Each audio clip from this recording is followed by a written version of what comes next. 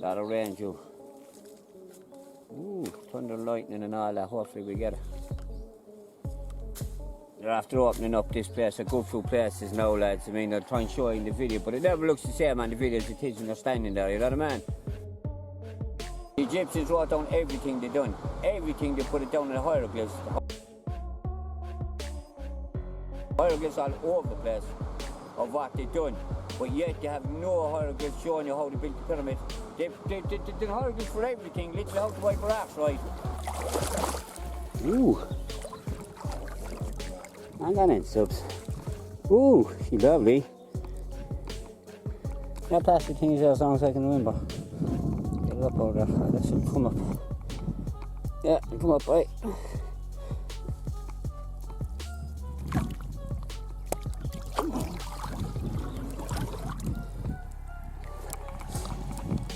Actually, there, boys. It's in the water since we were children, boy. Children.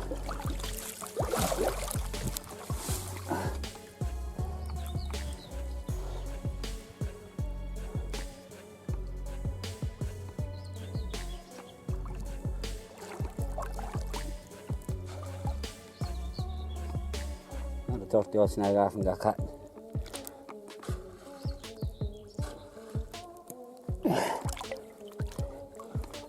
See that bit of a two sticks, man? You know, many times I got caught in them two bits of sticks along there.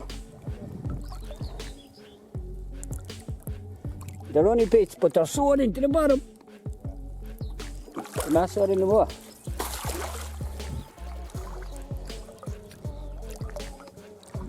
So, guys, give me a little idea what we've done. That tree up there, a while ago we came to that tree, that's the way we were looking at the tree. So then we cleared out all that there, it was like that, we cleared out, hung up the bags, tore out a load of hogweed, opened up a big place there for to get in and do a bit of fishing. That is there, that's got to be cut out there. And that tree was only about 10 foot high if that. We used to be able to put the rod up and over it, you see. So like everything else, I'm going.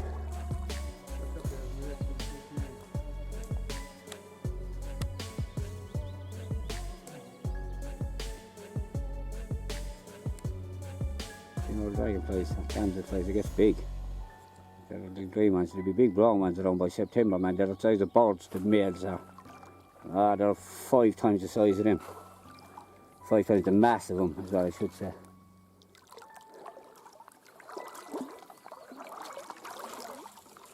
But a beautiful looking fly, the dragonfly, i.e. damselfly.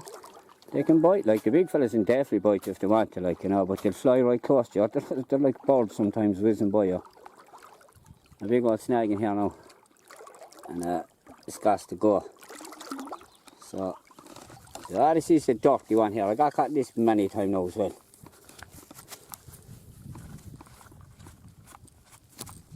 If you're over there then casting in here, straight in the top. What's this baby like? Oh, she's sorting their subs. She's a lump for tree that died there, but there's loads of shit around it. I might be able to offload all the old bits and bobs. There? Yeah, a big minnow, in fairness. Mustn't be much eating them.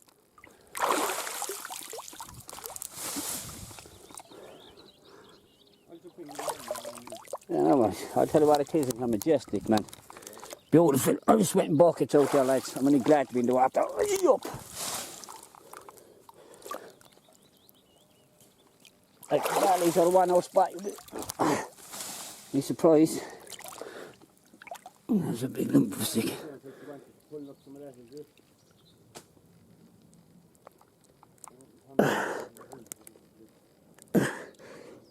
It's not easy.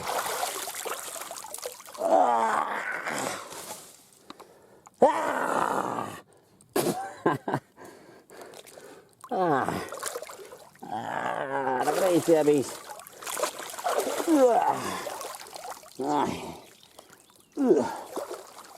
It's a bit awkward. No, I'm going to do this with the camera, man. It's a bit awkward. But I'll try.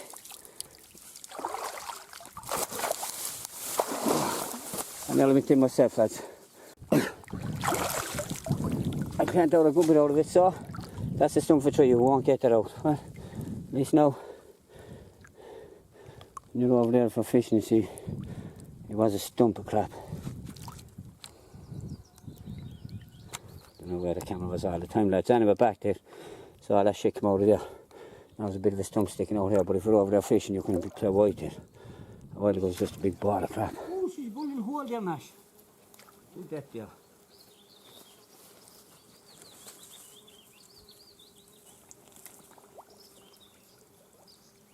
Perfect, Nate.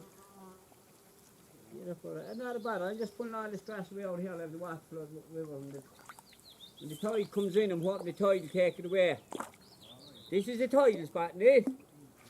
Yeah, apparently guess that. I know it's my rivers. I know as well what I'm talking about. The tide comes up here.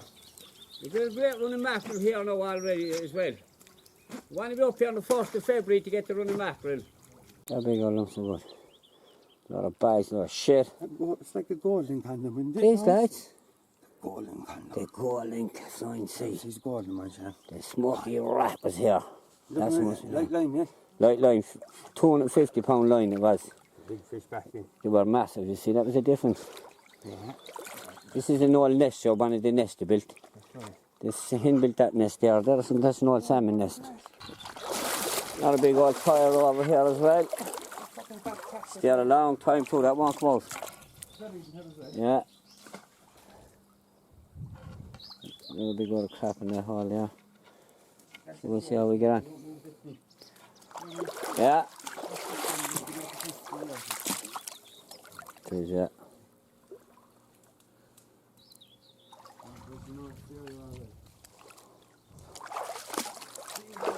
Not good,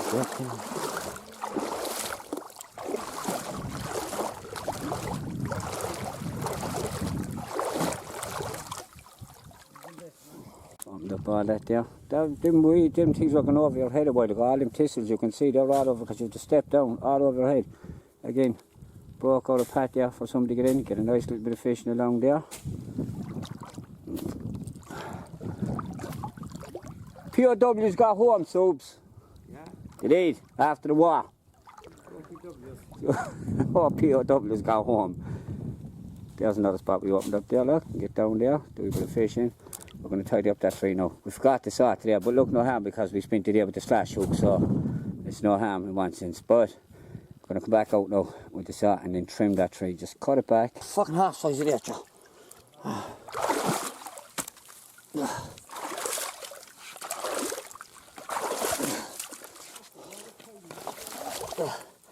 Lost my glasses somewhere, lads, in the hogweed. The dirty little fucking rats. Anyway, lads, we've done a good bit of cleaning. Time for another cup of skull by a cup of tea.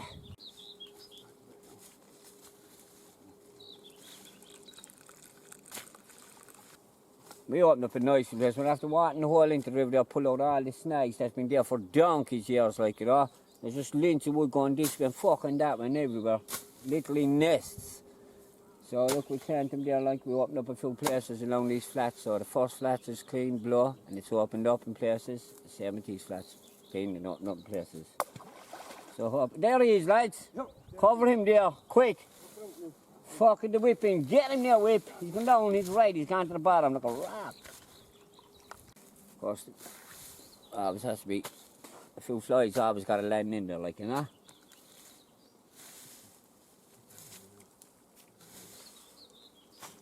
I mean, they're cutting the hogweed there, like it hits splattered there sometimes, but it's very fine, dusty, it's very fine mist. You forget it's hitting you.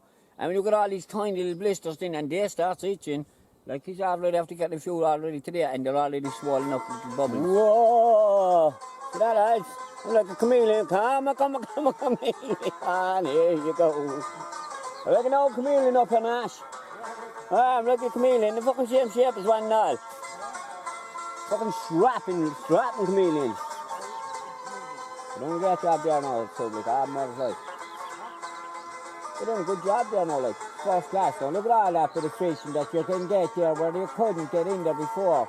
I mean, you walk in with a rod, you're baiting enough of catch for you and your rod, but you just no peace. Even if you could get in, you'd have no peace. You can't back like that.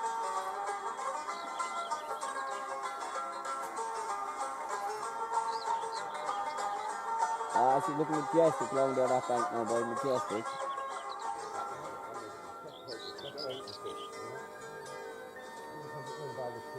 going along the edge, yeah, you're right, because she's going to wind up getting in the way.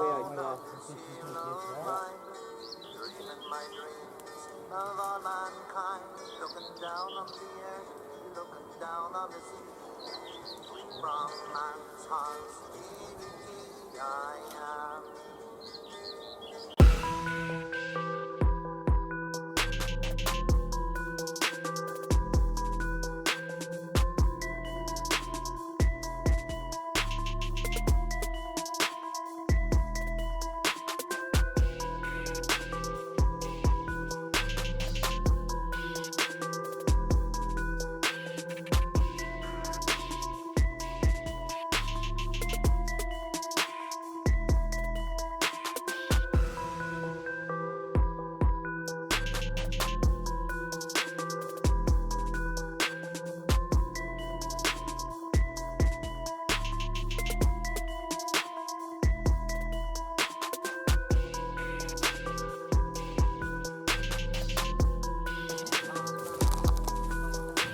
And event for the day.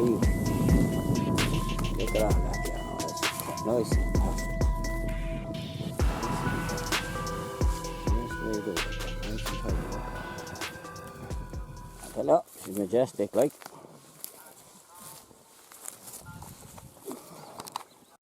Boom, so how's she cutting, ladies and gentlemen, boys and girls, how we know? So anyway, as I was saying, the other day I said I'd just throw this in there, right? I was on about King Khufu, right? 3-inch King Khufu. King Khufu had many names, like, you know what I mean? Many names, you know? But they settled for Khufu. Found that, like, they found in the farmer's field, an ivory one. First they found the body, and a couple of weeks later they found the head in the field, the farmer's field, made out of ivory. So there could have been anyone noodling, you know what I mean? That's the only resemblance to King Khufu. And the pyramids, that's the only connection. Remember these two people, alright? In the Great Pyramids, the Great Pyramid, alright, the biggest one in the lot. As I said already in the previous video, the walls are smooth as can be. You wouldn't get as much as a human hair between the blocks. And them blocks, some of them blocks in there, like as I said, they're weighing up to 70 tons. How they hoisted them up the plateau, like when they built the pyramid, they built it on a plateau, then they put in big massive footings under that as well, and how they moved that footings is beyond me, right?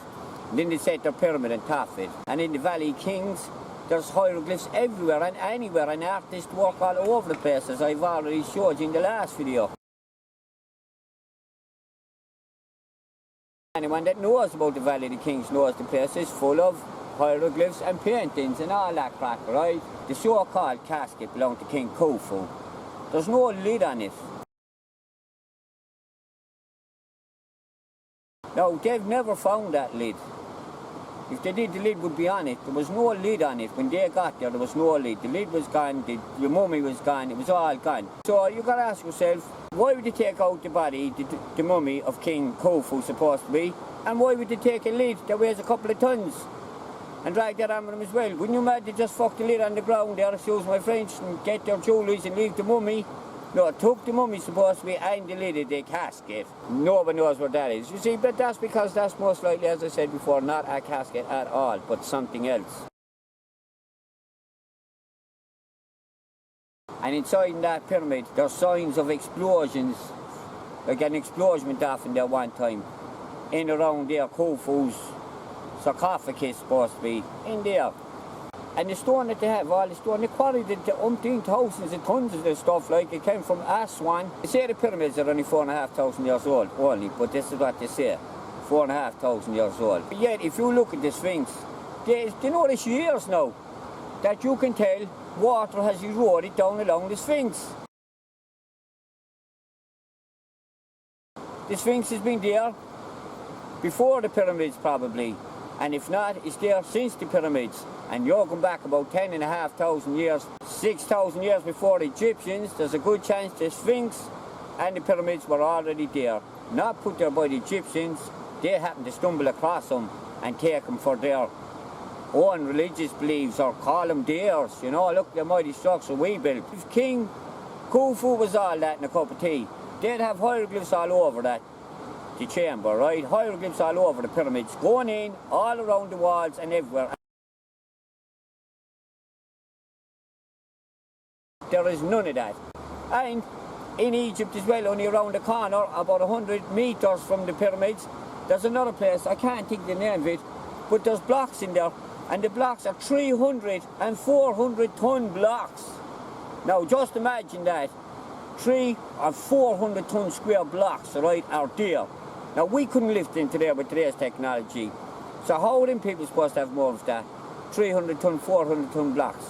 And that's not to mention, that's only half the places in the world that have these massive blocks. Dragged up mountains, stacked up, took from other mountains, cut out like proper squares. You wouldn't cut them out with a laser. And you can see where the blocks were taken out. But you're thinking, how did they cut this square? And how did they get in behind it to take out this block? It's pure smooth on either side, but the block wasn't at the back. And there's other parts there where the blocks were half taken out, and you could see it was like cut with a lathe, not no copper tools. They tried to say they built the pyramids out of copper tools and copper axes. That stone behind me there, try and go through that with a copper tool and a copper axe and see how long it lasts. This is granite we're talking about they were doing. Granite. Look, a lot of people reckon the Egyptians didn't build the pyramids or the Sphinx. As I said, water erosion shows you there hasn't been that much water in Egypt in over 10,000 years was the last time we had that much water. But yet the Sphinx is eroded with water.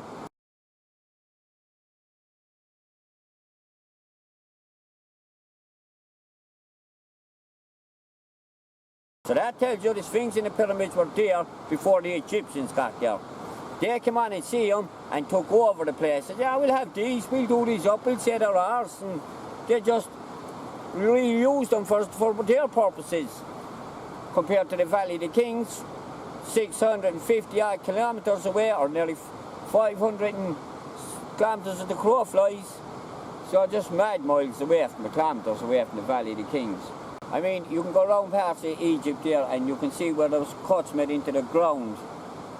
Not with no copper tools.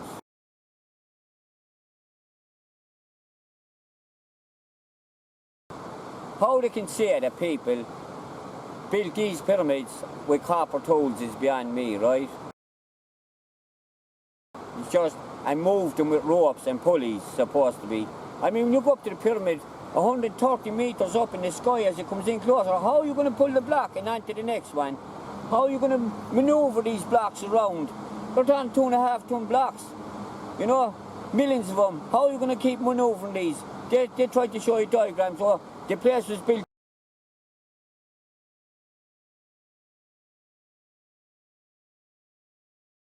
As far as I'm concerned, and many people like me, the Egyptians did not build the pyramids. The Egyptians wrote down everything they done. Everything they put it down in the hieroglyphs. The hieroglyphs all over the place of what they done. But yet they have no hieroglyphs showing you how they built the pyramid. They've done hieroglyphs for everything, literally how to wipe our ass right. But none on how to build a pyramid. Supposed to be a fella there, right, I'm watching for years, and he's very good. You should go over and watch his stuff. His name is Brian Foster. Now, you might be thinking, so what the fuck do I want to know about Egypt for? I don't care what they say. Pyramids, I won't be over there, or I believe them or anything. You know, whether you do or don't, you don't care, so you just say, look, whatever they say, do me. Well, it shouldn't be that way, because in the Bible, God tells the people, he tells Moses, and he goes down and tells the people, the Pharaohs of Egypt, release my people from Egypt. They told the Pharaoh, release them, and if you don't, I'll send in 10 plagues. And he did. First, I'm the Lord your God, you shall have no strange gods before me. Second, I know you know different, but the way you're told, but the second is, you shall not carve for yourself an image. Right? Now, what is Egypt all about? Images. Images of Seti, King Tut, Nefertiti, Ra, and of course the most famous king of the lot. We decided to make only a small little 3-inch statue of him, King Khufu himself. Go over to Brian Foster and look at his stuff. It's very, like I said, I'm subject to that man years, so like I said, I just throw it out there in my videos now. Like, I'm not saying I know it all. But I'm just saying there's a lot of stuff about that pyramids that needs questioning. Like the Sphinx and the water that would erode the Sphinx, right? About the pyramids and what they were really used for. And if the Egyptians used them for burial tombs, they would have put hieroglyphs all over them, and there is none. Smooth walls, you wouldn't get a hair through some of the gaps in them. There's the King's Chamber, the Queen's Chamber, aquifers, water going underneath, and behind the Sphinx's ear, if you ever look at the Sphinx, you'll see there's a big square, a big block, enough for someone to walk in.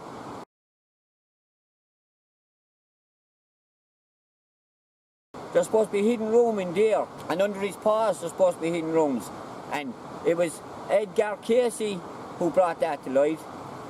Edgar Casey, yeah, he predicts all stuff. Look him up, Edgar Casey. I watched his stuff years ago, predictions. He's known as the sleeping prophet. He makes all his prophets when he's asleep.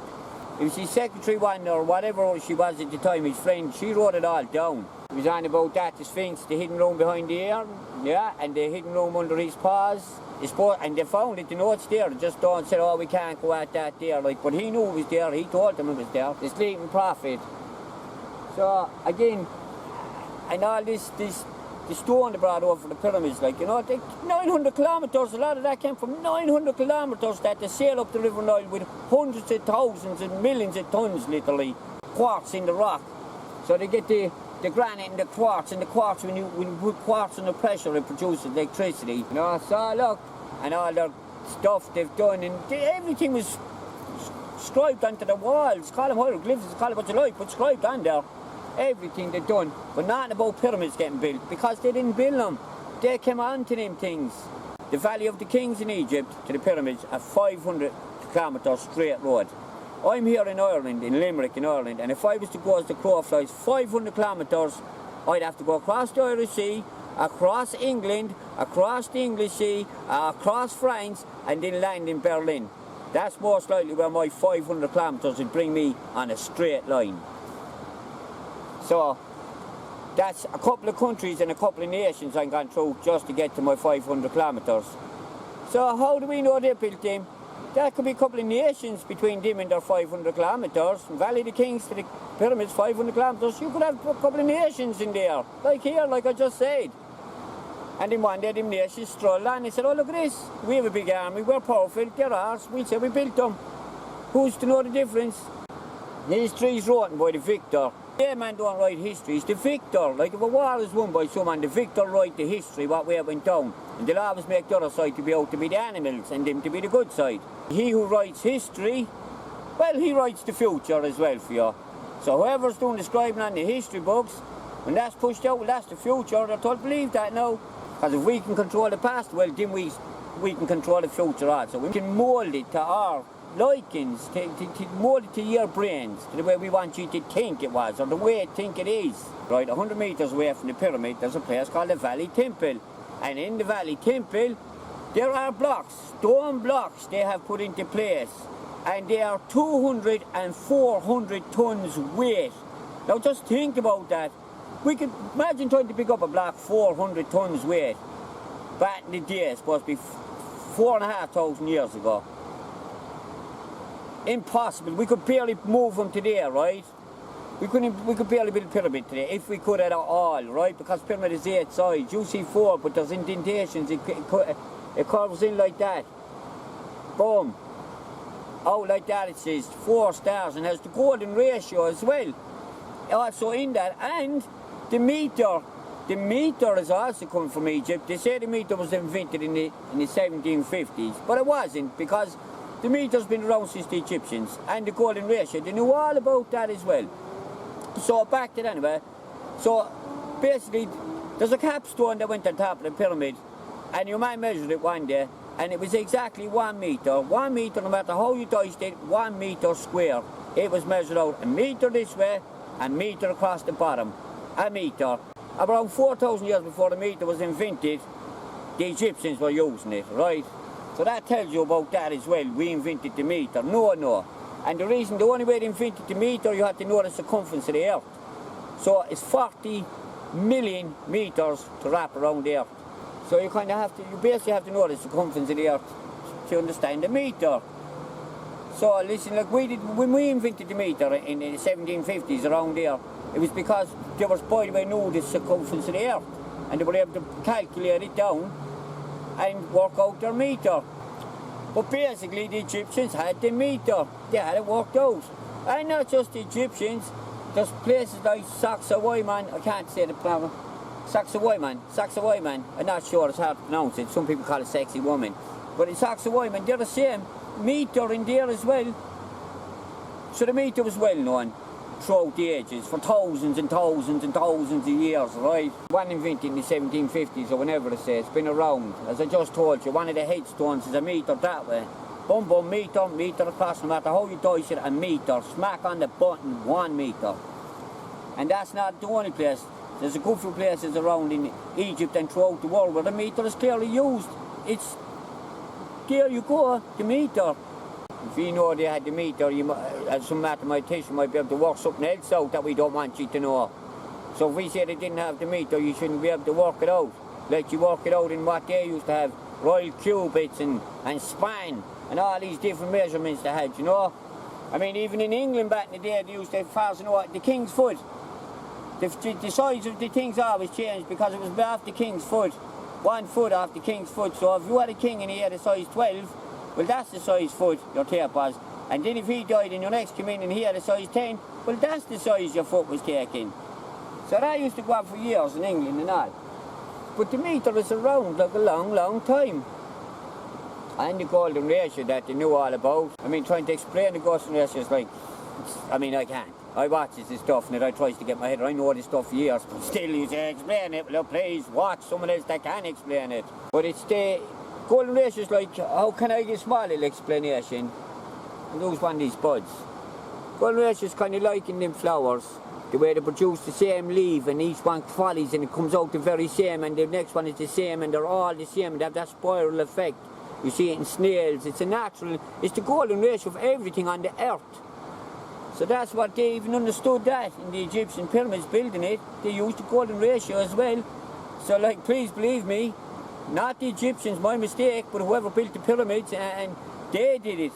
If you look at the walls around these things, all the water the way it pours down. I'll try and show you photos in the video, like, but I can't be spending too much time doing them. I used to do all these videos before, put a lot of time in, but my channel got terminated. I had it open since 2010, it was terminated in 2021. Or 2020, during the time of the, when I was disagreeing with that, around then. But now, you couldn't disagree with it now, you were shut down. Now you can again.